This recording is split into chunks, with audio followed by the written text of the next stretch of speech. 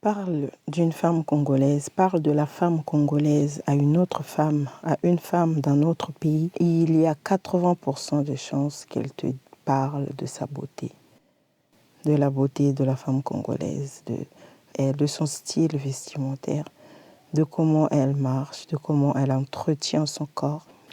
La femme congolaise est connue pour ça. La femme congolaise est très très belle. C'est l'une des plus belles femmes de l'Afrique. Ça, c'est ce goût, mes goûts à moi, les goûts et les couleurs, vous connaissez. Mais en tout cas, elle est connue pour ça. Dans le monde entier, quand on parle d'une femme congolaise, c'est vraiment parce qu'elle est belle, parce qu'elle a des courbes, parce qu'elle a des formes, parce qu'elle sait s'habiller, parce qu'elle sait danser. Et elle-même, d'ailleurs, elle le sait. La femme congolaise sait qu'elle est belle. Ce qui est dommage, par contre, c'est flatteur, c'est toujours flatteur, surtout pour une femme, ça fait toujours du bien qu'on lui dise qu'elle est belle. Mais ce qui est dommage, et ce qu'on veut parler de la femme congolaise, on parle de sa beauté, de ses mèches, de son extravagance. Heureusement pour elle, elle n'est pas que belle. Je trouve même injuste, moi, qu'elle soit d'abord définie par son physique et sa beauté, parce qu'elle n'est pas que beauté. Elle est esprit, elle est force, elle est mentale, elle est spirituelle, la femme congolaise. La maman congolaise est celle sur qui repose l'équilibre de beaucoup de foyers que nous envions même dehors. Nous voyons des foyers stables, financièrement stables, des enfants bien élevés, des enfants qui vont à l'école, dans des écoles prestigieuses, des enfants qui travaillent très très bien, des enfants bien éduqués, quoi. Des enfants, on les envie. Il y a la maman derrière, c'est la maman congolaise. C'est grâce même à la maman congolaise. Elle est patiente car elle a appris très tôt. On lui a toujours dit qu'il fallait qu'elle soit patiente. Il fallait qu'elle supporte, qu'elle endure, qu'elle prie pour son foyer, pour son mari, qu'elle prie, qu'elle n'arrête pas de prier. Que grâce à elle, le salut passera par elle. Grâce à elle, son mari sera sauvé. Elle a appris très très tôt. Très tôt, beaucoup trop tôt à mon goût même. Qu'elle devait être patiente, qu'elle devait faire passer ses besoins en dernier pour le bien-être de sa famille, de toute sa famille. C'est elle qui apporte l'équilibre au sein de sa famille. Et ça, tout le monde le sait. Elle-même d'ailleurs le sait. Ses enfants le savent. Ses enfants, même son mari, sait que sans sa patience, sa discrétion, sa loyauté envers son homme, sa famille ne sera qu'un lointain souvenir aux yeux de tous. Et malgré cela, elle sait rester à sa place, la femme congolaise. Elle ne prend pas la grosse tête, en tout cas pas face à son mari, parce qu'elle est loyale. Elle est loyale pour elle, c'est sa famille, c'est son homme, donc l'homme doit avoir la place qu'il mérite. Elle sait ce qu'elle vaut. Même si elle sait qu'elle fait plus, même financièrement, même par rapport à l'éducation des enfants, elle garde quand même sa place, sa seconde place en quelque sorte. Nous, les spirituels, on dira que oui, c'est la femme qui est la maîtresse, c'est la femme qui est la patronne de la maison. Mais comme ça, au quotidien, on voit à quel point, dans le schéma au fait que la société nous a tracé, on voit que la femme tient le second rôle, la deuxième place. Mais malgré que voilà, il y a des femmes qui savent que moi je fais plus, nous ne sommes pas en compétition, entendons-nous bien. Mais il y a des foyers quand même où voilà, le mari est quasiment absent dans tous les domaines du foyer, du couple. Mais la femme congolaise, la femme africaine, la femme arrive quand même à garder cette seconde place que la société lui a donnée. Et elle est bien à cette place-là parce qu'elle met en valeur son mari. Elle met en valeur son mari. Il y en a qui diront que voilà, là, moi j'ai dit seconde place. Il y en a qui vont jusqu'à penser à le dire que la place de la femme, c'est à la cuisine. Elle-même, elle sait que sa place est partout dans la maison. Elle sait prendre de la place, elle remplit même, elle comble les vides, la femme. Elle incarne l'omniprésence de Dieu dans sa propre maison. Elle est dans le cœur de son mari, dans celui de ses enfants, dans la chambre à coucher, dans la cuisine, dans les études de ses enfants, dans tous les coins et les recoins de la maison. La femme est là. Elle remplit, comme j'ai dit tout à l'heure, elle incarne l'omniprésence de Dieu. On la voit partout. Dans tous les domaines, on la voit. Même quand il s'agit de parler du travail de son mari, le travail qu'elle n'a jamais fait, qu'elle n'a jamais exercé, elle arrive à seconder, à épauler, à guider, à aider son mari. Parce que c'est une femme. Parce que c'est une femme, j'ai envie de rendre hommage à la femme africaine en particulier. À la femme congolaise, je dis congolaise, comprenez, parce que je suis congolaise, j'ai été élevée par des mamans congolaises, ma grand-mère, ma mère, mes tantes. Mais en gros, je célèbre pour ce mois de mars la femme africaine. Je réalise tous les jours à quel point la femme africaine est forte. Elle est forte. Elle incarne cette force-là. Elle est forte, la femme africaine. On essaye de l'affaiblir par les discours, des fois misogynes, des hommes africains. C'est ça qui est malheureux d'ailleurs. Par nos propres hommes, la femme congolaise, la femme africaine est dénigrée plus généralement, en tout cas c'est mon constat, par l'homme africain. C'est juste parce que l'homme n'a pas su regarder au fait au-delà de la faiblesse, enfin, de la sensibilité de la femme africaine. La femme est sensible, la femme est hypersensible, la femme est empathique. Et eux, ils n'ont pas su, je ne généralise pas, beaucoup d'hommes n'ont pas su percer, voir au-delà de cette sensibilité-là, voir à quel point d'ailleurs c'est une force, cette sensibilité. Ce sont les femmes qui se lèvent le matin, vont vendre des légumes, vont vendre des épices, vont vendre de la braise, de l'huile, des habits, je ne sais quoi, pour pouvoir nourrir les enfants, pour pouvoir nourrir le mari. Souvent même on le voit d'ailleurs jusqu'à présent, certains hommes qui arrivent à réunir une somme d'argent pour un fonds de commerce, l'argent avec lequel ils peuvent commencer un business, ils font le choix de confier cet argent à leur femme pour qu'elle puisse ouvrir un commerce. Parce que ces hommes-là font confiance à la femme africaine. Ils savent pertinemment qu'elles sont capables de multiplier, elles sont capables de fructifier cet argent. C'est ça la femme africaine. Elle fructifie, elle multiplie tout ce qu'on lui confie. Et ça, c'est un don de Dieu. C'est des créatrices.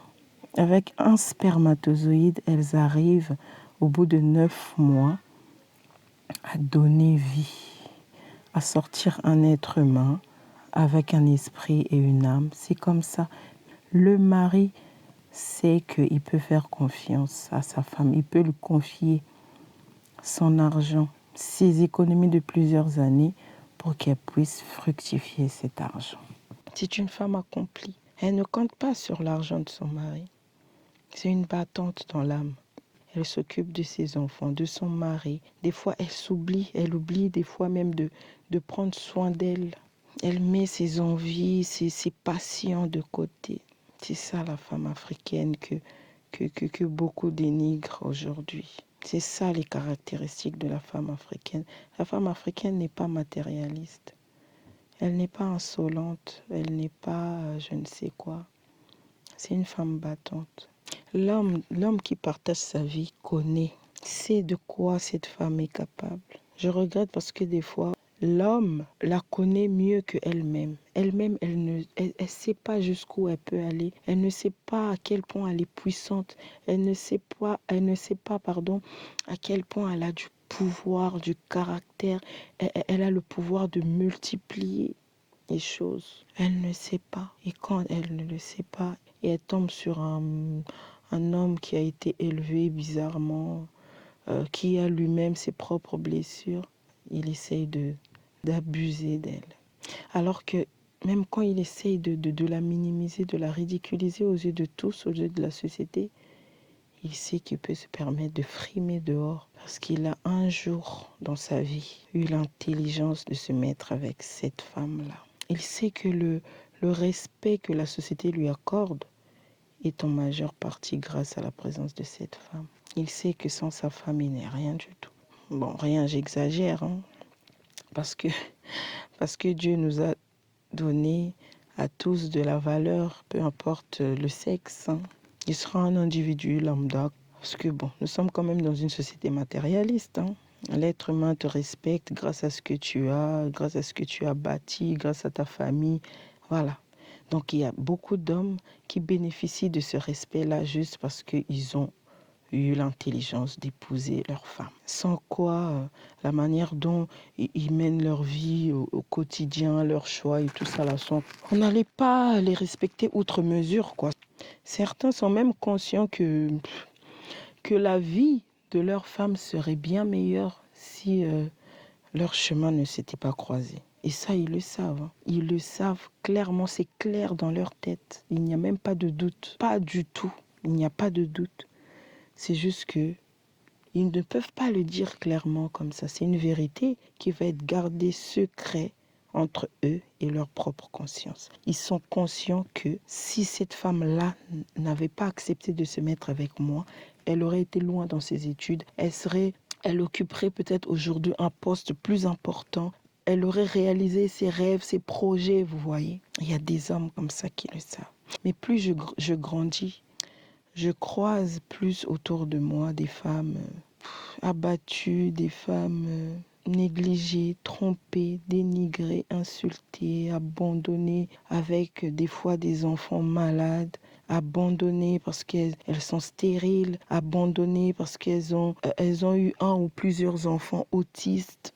Des femmes intelligentes, hein, instruites, qui, au nom de l'amour, comme ça du jour au lendemain, ont mis leur vie en pause. Elles ont fait le choix de cesser d'exister juste pour leur conjoint, pour que leur conjoint puisse vivre. Je vois des femmes éteintes qui n'ont plus la joie, des femmes, des trésors mal entretenus. Alors je me dis maintenant, là, hier c'était le 8 mars, avant-hier, je reçois des messages comme ça, bonne fête maman, bonne fête des mères, bonne journée de la femme, bonne fête. Je me dis, mais on n'a rien compris au fait. Comment on peut célébrer une femme qu'on dénigre tous les jours? Comment on peut célébrer une femme? Est-ce qu'on a réalisé même le but de cette journée? Pourquoi tous les jours, il y a des gens qui mettent sur leur page Facebook, Instagram et tout le tralala. Ils essayent un peu d'expliquer, hein, c'est vraiment pas du tout par orgueil, hein, du mieux qu'ils peuvent. Ils essayent d'expliquer que ce n'est pas une fête, au fait. C'est une journée pour réfléchir et tout ça. Non, je ne viens pas ici pour vous rappeler le but de cette journée. Mais voilà. Malgré cela, même nous-mêmes les femmes, on est là. Dans mon pays, le Congo, on en a fait une journée pour porter des pagnes et tout ça, pour se souhaiter. Mais entre nous-mêmes, femmes, on ne se respecte pas. Les hommes nous dénigrent. Le viol en RDC, à l'est de la RDC, est devenu une arme de guerre. Les femmes sont utilisées pour déstabiliser le pouvoir en place, le corps de la femme, le vagin de la femme, de cette femme-là même, celle-là même à qui on envoie bonne fête de femme, de mère, de je ne sais quoi. Alors des fois j'ai envie de dire merci, hein. J'ai envie de répondre merci, bonne fête à toi aussi, mais je sais pas. Il y a beaucoup trop d'injustice dans mon pays. Il y a beaucoup trop d'injustice dans ma communauté, dans la communauté africaine. Là, je retourne vraiment dans la communauté congolaise parce que je n'ai pas côtoyé d'autres communautés. Enfin, pas assez en tout cas pour pouvoir en parler. Il y a beaucoup trop d'inégalités au fait. Donc au lieu de porter des pagnes comme ça tous les jours, que ce soit nous-mêmes, femmes, hein, au lieu de fêter, d'en profiter pour organiser des soirées, liputa, je ne sais quoi, on devait vraiment prendre le temps de nous asseoir, de se demander au fait, qu'est-ce qu'on peut faire? Qu'est-ce qu'on peut faire? Il y a beaucoup trop d'inégalités. La femme congolaise n'est pas respectée par son propre mari, par ses propres fils. Parce que nous, au Congo, il n'y a pas de cousin, il n'y a pas du fils du voisin. Moi, j'appelais toutes les femmes qui avaient l'âge de ma mère, maman. Les femmes de mon quartier, je les appelais maman. Donc, nous ne sommes pas respectés par nos fils. Je vais vous donner 2 exemples dans mon pays, dans ma communauté, dans la communauté congolaise, par exemple. Dès lors qu'un couple a un problème de conception, automatiquement, c'est la femme. C'est la faute, c'est à cause de la femme. Alors qu'ils n'ont réalisé aucun examen médical. Aucun test de stérilité, de spermogramme, je ne sais quoi. Tout de suite, c'est la femme qui va être pointée du doigt au début et généralement même, souvent, en tout cas dans la plupart des cas, par d'autres femmes. Les belles sœurs, les belles mamans, les femmes du quartier, les femmes de l'église et tout. Dans d'autres couples encore, dès qu'il y a un enfant qui est handicapé mental ou qui est autiste ou qui a je ne sais quoi, un problème de santé, c'est tout de suite la faute de la femme. Combien de femmes sont abandonnées, surtout en Europe ici, qui luttent, qui essayent tant bien que mal d'élever seuls leurs enfants parce que papa est parti. Papa est parti trouver refuge ailleurs, bonheur ailleurs, paix ailleurs, parce que l'enfant est autiste. Je vais rester sur cet exemple-là parce que c'est quelque chose qui me fait terriblement mal. L'enfant est autiste. Toute la société déjà se moque de l'enfant et de la maman. Et le mari, si dans les pires des cas, ils partent. Et quand ils décident de ne pas partir, c'est la maman qui prend tout. C'est la maman qui fait les démarches, c'est la maman qui souffre avec l'enfant parce que c'est pas facile. C'est la maman qui fait tout. Et le papa, maintenant, lui, il essaie d'aller se défouler ailleurs, d'avoir des maîtresses par-ci, par-là, d'aller boire et de revenir que le soir, dormir pour essayer de fuir cette réalité-là et la maman dans tout ça. Donc je trouve que ça, c'est vraiment moi, mon pagne à moi que je porte tous les ans au mois de mars. J'observe, je prends le temps d'observer la condition de la femme congolaise d'aujourd'hui. Et je sais pas, je me dis qu'il n'y a pas lieu de fêter, de se souhaiter des bonnes fêtes de je ne sais quoi, mais de nous asseoir et de réfléchir tous ensemble ce qu'on peut faire. On crée des associations en Afrique pour venir en aide aux filles mères, aux orphelins et tout. Mais je pense qu'ici aussi, on devrait créer des associations pour les femmes. C'est peut-être discriminatoire. Certains, en tout cas, le diront ainsi, c'est discriminatoire et les hommes alors.